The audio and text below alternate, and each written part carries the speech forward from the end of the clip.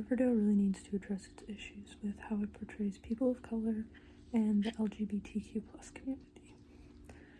For people of color, in the beginning of the show, they were basically just side characters. They never got any background story or any depth or anything.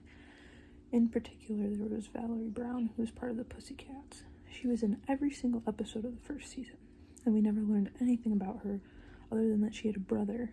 And the only reason we learned she had a brother was because her brother started dating Betty. And to go along with her, just all of the Pussycats in general, none of them got the representation that they deserved or the time that they should have gotten either. And one way I would recommend fixing this is we've already started to bring back some of those characters, so I would bring back some of the Pussycats and really just enhance their characters, make them a main part of the story this time. Or I would just introduce somebody new and I would directly put them into the middle of the story and give them background, show us where they live, who their family is, what their daily life is like, because we don't get that right now. And next is the LGBTQ plus community.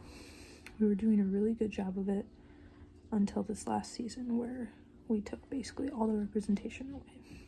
Cheryl and Tony broke up and they were basically the power couple of the show. Kevin and Fangs broke up.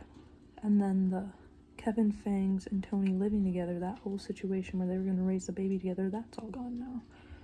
So one way I would recommend fixing that is I would get Kevin and Fangs back together just because they were a fan favorite for couples. So I would get them back together, and then we get the aspect of Tony, Fangs, and Kevin all together, raising a baby together as a non-traditional family, which is also good representation. And another issue that Riverdale has is they take every single friendship and they turn it into a romantic relationship when there's no need to do that.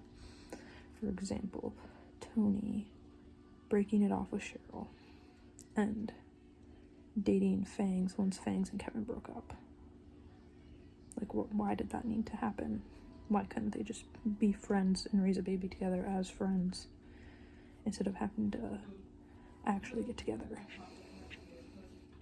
And Betty and Archie getting together. Like, why did that need to happen? Why couldn't they just be best friends?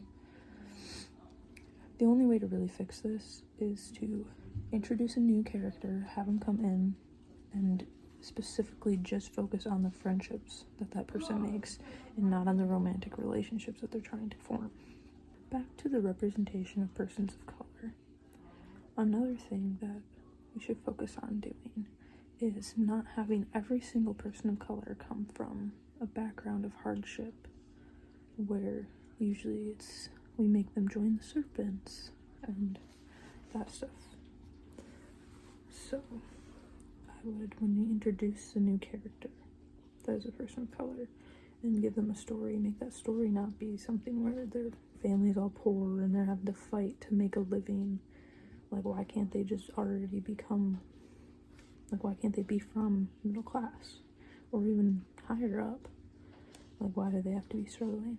So I would add that to the new character.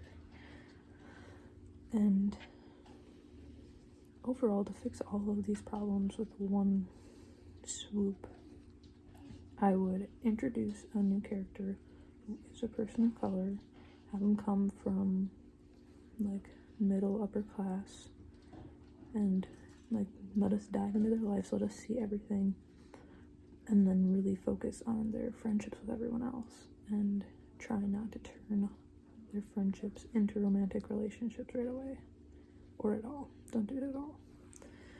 Like, they could have some love interests here and there, but it doesn't have to be their friends.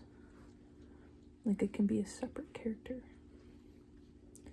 So overall, those are things I would implement into the show to help fix some of the representation issues that are going on.